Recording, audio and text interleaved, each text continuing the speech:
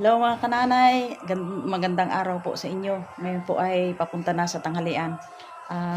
Bala ko po mga kananay na ako po ay magluto ng aming ulam or tanghalian sa ngayon. Kukuha po ako ng saluyot kasi po ay magagulay po ako ng labong or bamboo shoot. Tawag sa amin ay tambo. Yan po ang daming saluyot. Yun. Malalaki po ang dahon ng saluyot dito. Yun.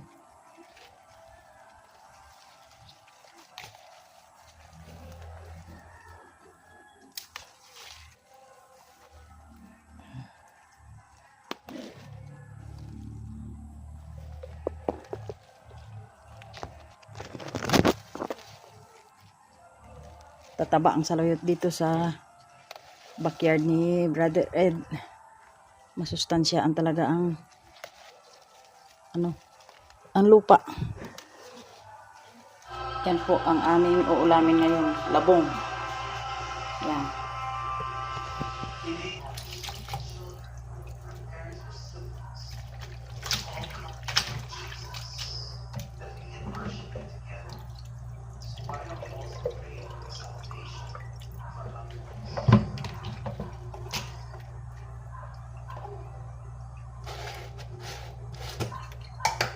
Lamasin ko po ito mga kananay sa asin.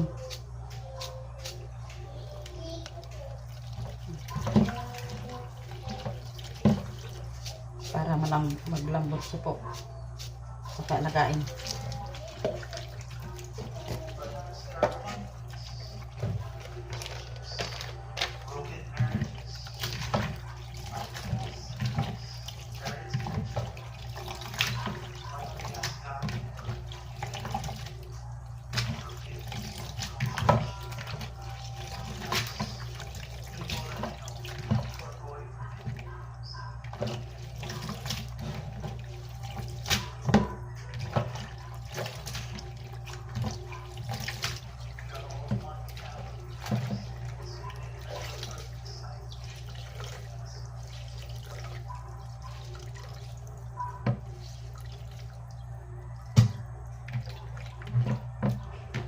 Lutong probinsyano, mga kananay.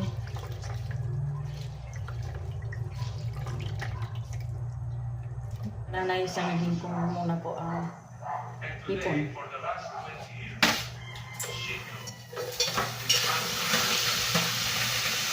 Ang sinangad na hipon. Ready po na po ilagay sa labong. But God meant it perfect, right? Many times that's what we talk about.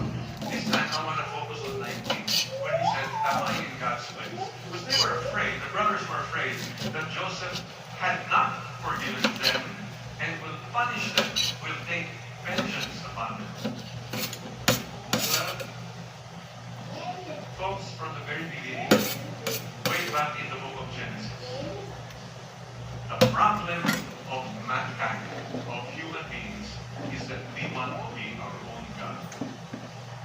That's a problem. And that's why the serpent said to Eve, Buksan na po natin yung ating nilutong labong.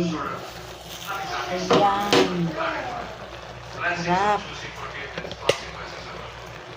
The blessings of choosing forgiveness is Ayan. the joy of knowing we made God happy. When you make God happy, are you happy? I think it is impossible for us to do something that we know makes God happy and yet we're miserable.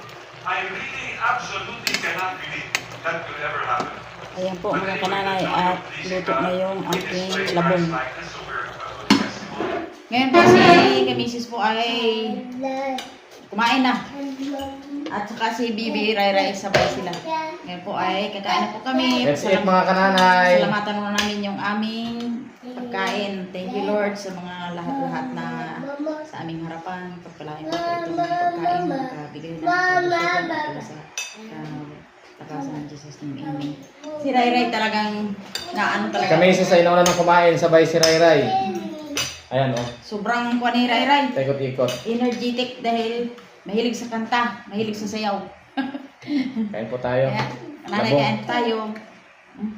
Tikman natin yung labong ko anong lasa. Lasang puso. Ako kanina may ginawa pa kaya ako hindi na late na rin kumain. Sige na. Ito yung labong sa palengke na mahaba na. Yun. Ay, labong, hindi yan pan. Labong na patong. Wag yan! Patong yan, hindi pa. Patong. Patong.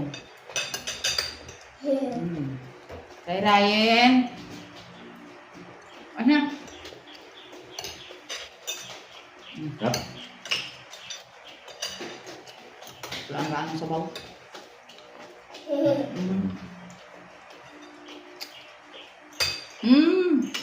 Right ang sombrero.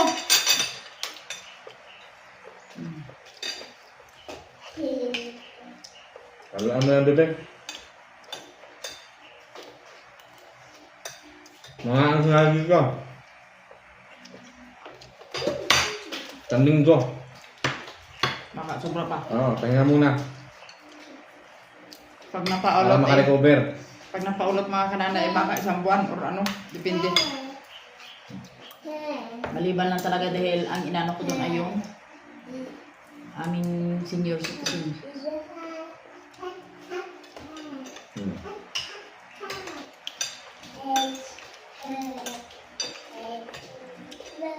Ito mabulol akong ulam.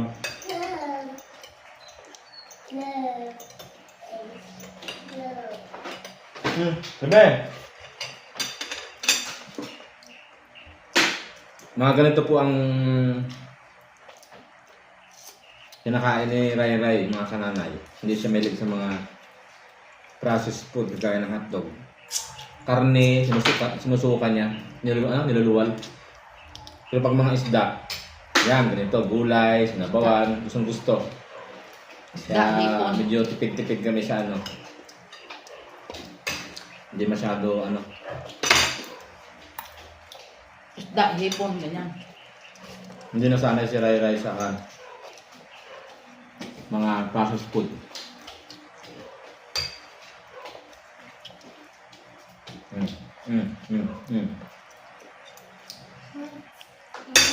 Ha? Karay-ray?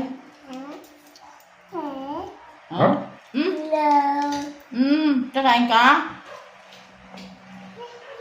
Anong duet? Kumain ka na kanina eh. Sarap mga kananay. Kain po tayo. Sa Brother Ed po, hindi na kami naka-upload sa channel namin. Kasi ako po laging ulan dito sa bahay. Minsan balik ako mga gabi na.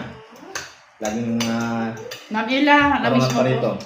Namiss mo po si Brother Ed dito po. Dahil naalala ko po kayo nung dahil pa sa Peace and Brother. Isa pong viewers namin, si Ma'am Ila Bulahano. Bulahano yun. Musta po kayo dyan? Ang Fishing Brother po ay, ayun, si Eric, minsan pag may time. Kasi ngayon kasi parang hindi nagkaya ng dati yung maraming nanonood eh. Siyempre nag-normal na yung wala ng pandemic. Kaya balik ako sa trabaho.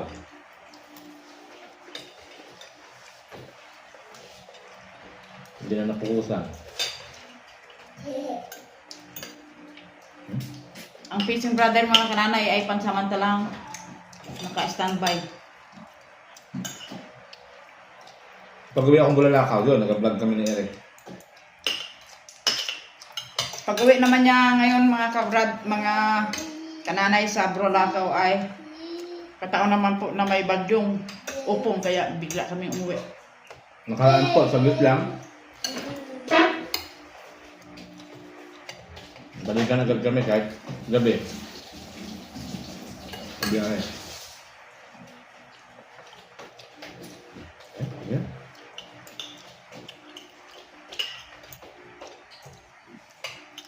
Sobrang magsip-sip na ano? Tubig. Sige mo doon. Okay na. Ayun po mga kananay, hanggang dito na lang aming kainan ni Brother Ed. Thank you for watching mga kananay.